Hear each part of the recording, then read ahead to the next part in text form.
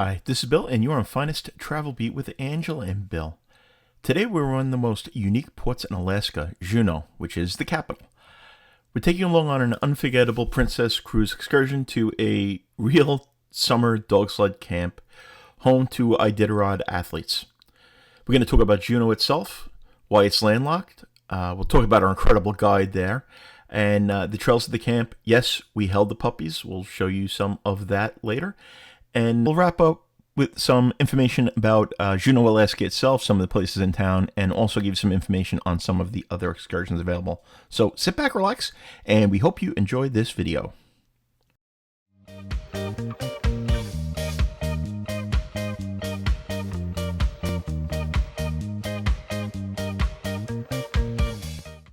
Thank you again for watching this series. Let's start off with Juneau. It's the capital of Alaska. Here's what makes it really interesting. There's actually no roads connecting Juneau to the rest of the Alaska highway system. It's surrounded by mountains, forests, the Gastineau Channel. The only way in or out of the city is by boat, plane, or Alaska Marine Highway ferry. The isolation gives Juneau a truly frontier feel. Only about 32,000 people live here year-round, so when the ships come in, obviously that grows quite a bit. The first thing I will tell you is it just every place we went in Alaska, the backdrop and the scenery was amazing. When we came in, it was a little bit foggy, a little bit rainy, not too bad. We ended up lucking out with the weather for the most part. But again, dramatic mountain backdrops as waterfalls. The massive Tongass National Forest, which is actually the largest national forest in the United States. We'll talk to you a little bit later on about some of the other things you can do in Juneau. But our excursion we booked directly through Princess Cruise Lines. It ended up being very good. We'll talk to you also about other options you'll have for booking excursions a little later in the video. But it was a fairly small group. There was probably about 18 to 20 of us. There was a van waiting right there when we got off the ship. The tour guide was amazing. An odd Alaskan guy, let's say. He talked non-stop. I mean, the ride out there was probably about to the Dogsled Mushers camp, which is where we're going. Was about a half an hour, I would say, and I don't think he breathed in that half hour, but he gave us so much fascinating, interesting information. It was absolutely amazing. It really made the experience there and back unforgettable. Like I said, he spoke about the gold rush routes, the fishing, tourism, the economy, wildlife, bear sightings, which he said there. He has never seen a bear in Juneau itself. They're pretty far out in the mountains. What it's like living in a city without road access, and just a whole bunch of other things about even things like. We filmed out the bus a little bit so you can see some of the various shopping activities that are in town. It's very walkable. It's walkable right from the cruise ship terminal. You kind of dock right in the city, walk around. Very typical souvenir shops, jewelry shops, types of things that you'll see. We saw in Ketchikan and Skagway as well. There is we're passing the Red Dog Saloon. You'll see that a little bit later on in the video, but there's a lot of things you can get, like whalebone carvings, ulu knives, different fur products, different soaps and local crafts, salmon jerky, things like that. Lots of restaurants, lots of bars, lots of shopping. You can pretty much spend your day in Juneau walking around and just hitting some of the local spots. You'll see some of those again a little bit later on in the video.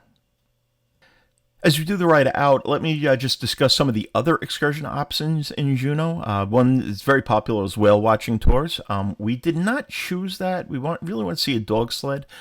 People that did do the whale watching tour said it was absolutely amazing. They saw whales breach, and that's one of the more popular excursions. Mendenhall Glacier. You can also visit that either independently or an excursion. There's walking trails and a visitor center there. There's the Mount Roberts Tramway. That's right by the cruise pier. It's a tramway that goes kind of up the side of the mountain, gives some incredible panoramic views over the Gastineau Channel and the cruise port. There's also helicopter glacier landings. You can fly in a helicopter, land on a glacier, walk on the ice. These are expensive and book out, and while I would love to do it, there is no way that I would get Angela on a helicopter. What about you guys? Have anybody that's watching this done a helicopter excursion? So as you can see, there is a ton to do in a Juneau stop, which is great because this is on most itineraries, including the round trips and the one-ways. It's a very popular stop. As you can see, there is the channel. So it's great to have options. Again, just in general, talking about Alaska, book your excursions early, budget for them. Excursions in Alaska, not like in the Caribbean, they fill up quickly. You'll want small groups if possible, and they come at a premium. They're pretty expensive.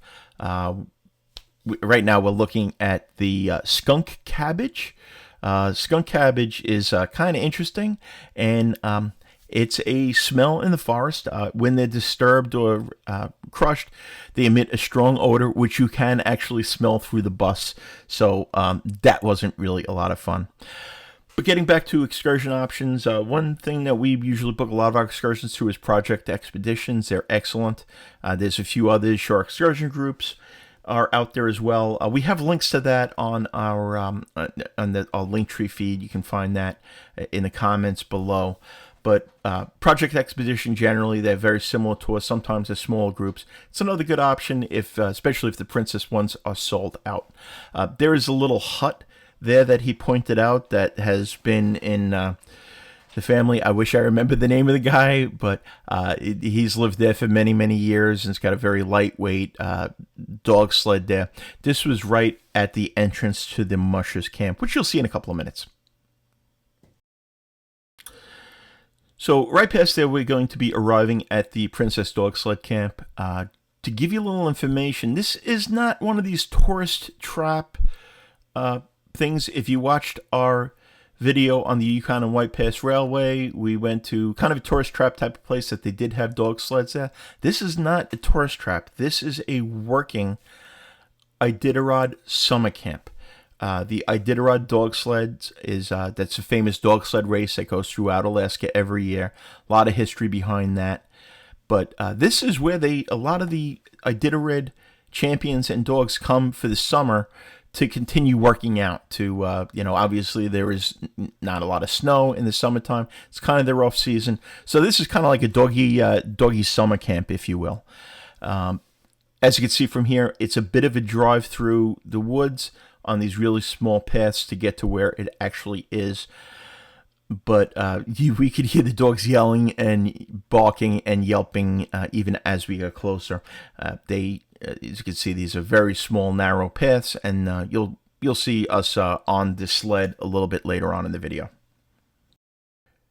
Now, when we pulled up, it was absolutely amazing. The dogs recognized these vans, and they went absolutely nuts when they saw us. They know when people get off of these vans that they're going to be going on to, as you can see there, these little sleds. They're four-wheel sleds with wheels. They hold, I believe, 6 people. The musher will be in the background, but the dogs went absolutely out of their minds crazy. They were barking, jumping, howling. They weren't upset. They were excited. They know it's time to run, and that's what they want to do. This whole excursion, we were a little concerned about making sure that the animals did well, but they loved it. I mean, they were very happy. They were very friendly. And the closer we got to the time to go, they got even more excited. So I'm going to shut up now and show you a little bit of them pulling us and what the experience was like.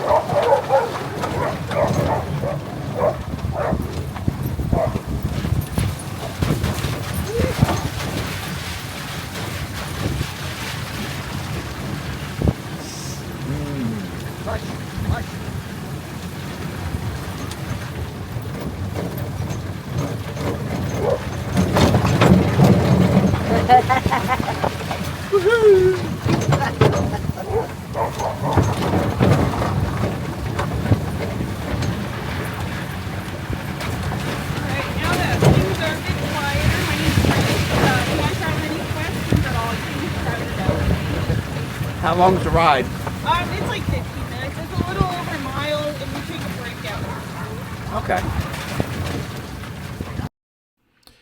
This was a lot of fun, and after we finished our ride, we were able to walk up. There's a good view of the sled again.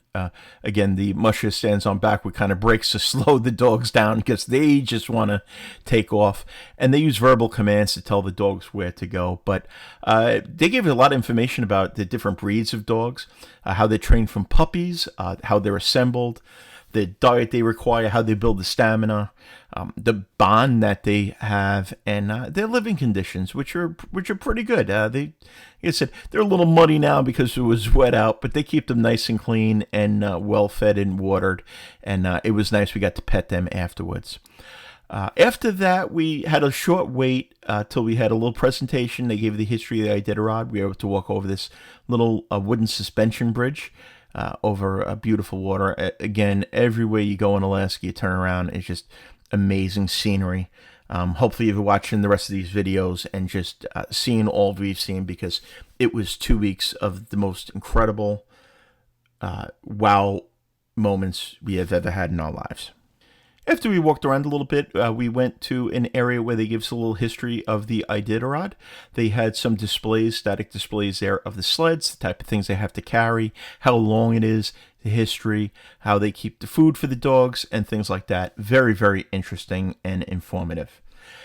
But now, the highlight, meeting the puppies. Now, this was beyond adorable. We were all able to hold the puppies. There were staff on hand to kind of tell you which puppies were wanted to be held and which ones were a little bit on the shy side. There's Angel with one of them. You can see they are just so beautiful and so affectionate. A little tired maybe, but we just had a phenomenal time holding them. It was just one of the most incredible experiences in the world. If you love dogs, there's Bob. Don in the background, big smile. Again, it's just, if you don't love puppies, just unsubscribe to this channel and never contact us ever again. And there's Harold with another one that was he was having a good time with. Harold, I think, was a little less sure than the dog was, but again, it was just an amazing time. Afterwards, they had a place where everybody could wash their hands. They had some coffee, some cider for everybody, and it was just a phenomenal time that was really too short. We could have spent a lot more time there. As we head back into town, if you're finding the video helpful, please take a second, hit that like button, subscribe, completely free, and drop a comment below if you have been to Juneau, if you've done this, or if you have any questions or comments. We'll answer them all. We love to hear them. Again, your interaction really helps the channel grow, lets YouTube know that we're showing our videos to other people, and again, subscribing, you'll find out when we post new ship tour videos, cruise port guides, excursion reviews, travel tips from all over the world. We really appreciate the support. If the excursion was back, they dropped us off. They could have either dropped us off by the cruise terminal, or most people select to be dropped off kind of on the other end of town, or the city, as they call it. That way we could make some stops along the way. Among great stops, there's all kinds of information on where to go. Again, plenty of places to go. A couple of place that we stopped at the Alaska Brewing Company, very popular stop. Great Alaskan amber. Got a t-shirt there with the Dogsled puppy on, kind of had to do it. That you can just walk to. There's also Tracy's King Crab Shack, where you can get king crab. Be prepared, they are not cheap in Alaska, but very often if something is worth it, you spend the money. We did do a little bit of shopping. And one of the last stops we made was at the legendary Red Dog Saloon. The Red Dog Saloon traces its roots back to the Gold Rush era, the late 1800s. It's got the real Old West atmosphere, sawdust-style floors, vintage memorabilia, all kinds of saloon decor, and live ragtime-style piano music during busy cruise days. What I will tell you is it gets crowded during the busier part of the day. They don't overcrowd it, so there may be a little bit of a wait at the door. A lot of people walked away. They told us it was a 45-minute to an hour wait. Really, in reality, the wait was about 15 minutes. But again, especially when excursions are coming back, it tends to get a little bit more crowded. Again, really neat. You can see the sawdust on the floor. One of the most talked about items in there is a firearm that is said to have belonged to Wyatt Earp. Its verification has been debated, but it definitely adds to that Old West mystique and the charm that is a Red Dog Saloon. And the answer to the age-old question, how do you make a duck fart? Well, the duck fart is a drink that they're very famous for. It is a cocktail. It's a layered drink that includes Kahlua, Bailey's Irish Cream, and Canadian whiskey, among other options. And that's all for our friend Kathy. It was pretty funny. We enjoyed the rest of our cruise ordering a duck fart everywhere we went. Across the street there, you can see the Alaskan Brewing Company. Very different than Red Dog Saloon. That is a really modern brew pub, the type of thing that you would find in most major cities. Well, thanks again for watching. We really appreciate it. Our final thoughts. Juneau delivers. Incredible scenery, authentic dog sled culture on the excursion we went. We would absolutely recommend it again. Didn't see much wildlife other than the dogs, but the dogs made up for everything. Excellent shopping. Lots of diverse excursions that you could take in Alaska. The Gold Rush history. The Dogsled camp really gives a real connection to the Iditarod racing history, not just as a sporting event, but the entire history of it.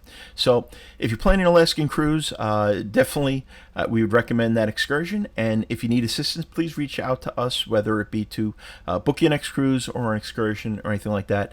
And until next time, we'll see you on the next adventure. Bye-bye, everybody.